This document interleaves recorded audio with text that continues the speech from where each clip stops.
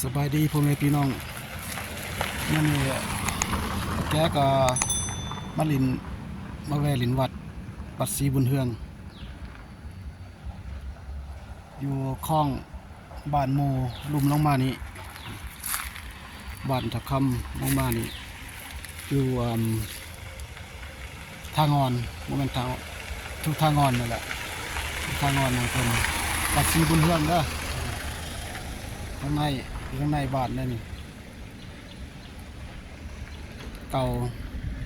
ปัดกับบักเก่าแก่งาม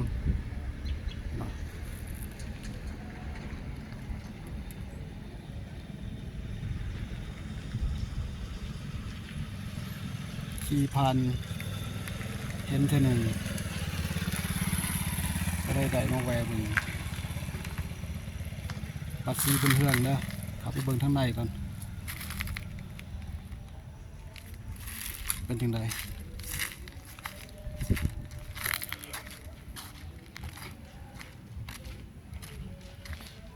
มีทางหน้าวัด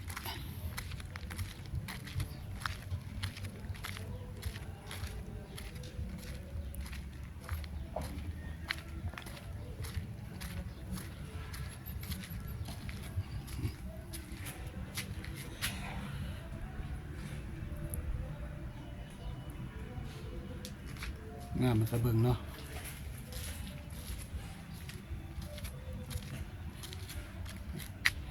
เบิ่งทางข้างกัน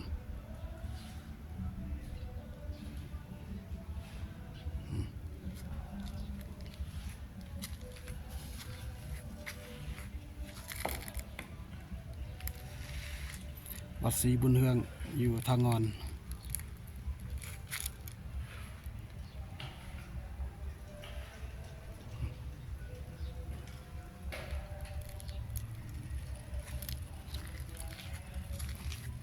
พระพุทธองค์คุณนอน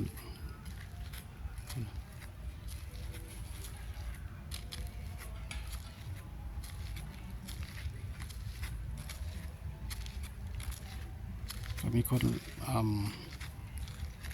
แปลงน้ำแหน่เล็กๆหน่อย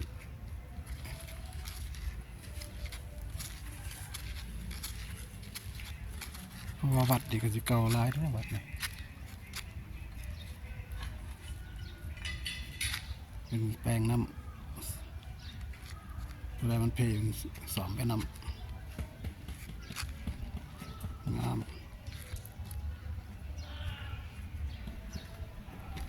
ข้างนี้ก่อน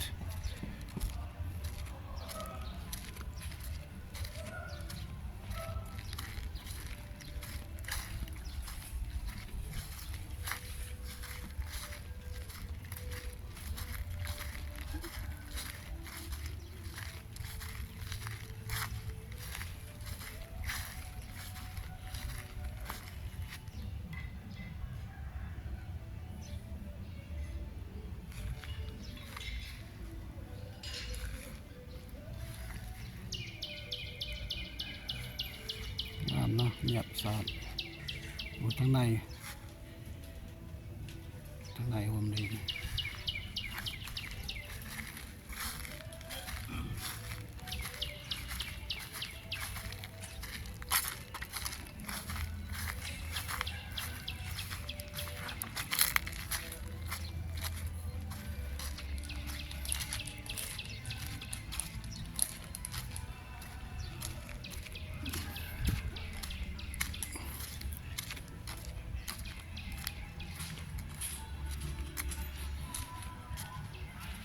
ต้นใหม่ต้นยังนอนต้นดอกยังนอดอกนี่หอมด้วยดอกใหม่นี่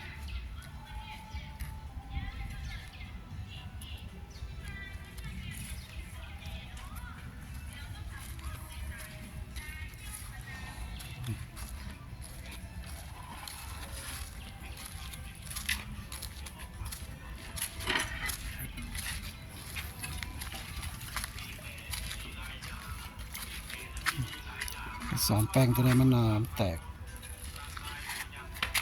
ว่ามันเก่าเดินแล้ว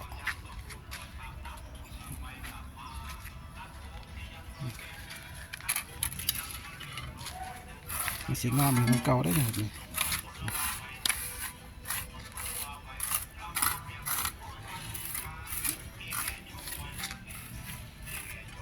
ตอนนั้นตอนแล้วนี่สิงามนะ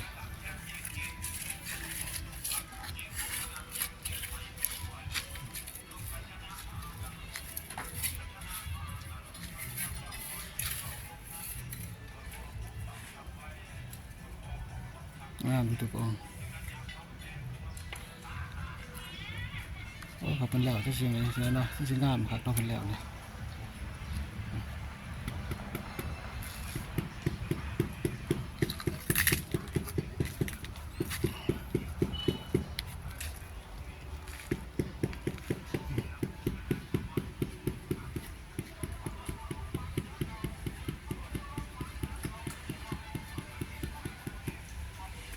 ปะเราไปเบิ่งทางในกัน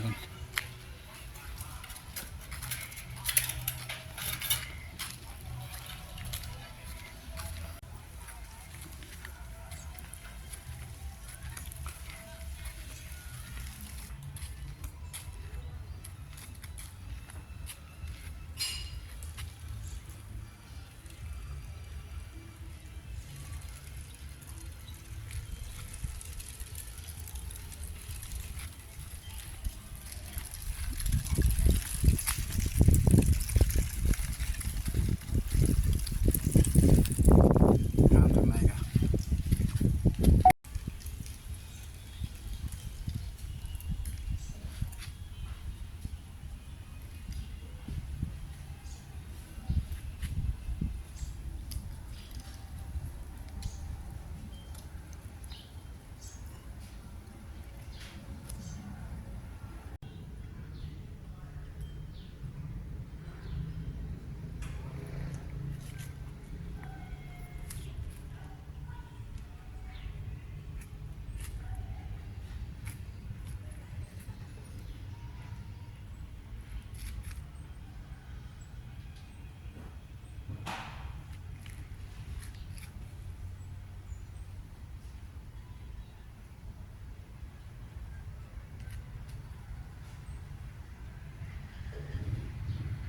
บริการสิได้ทายวัตถุนี้ละ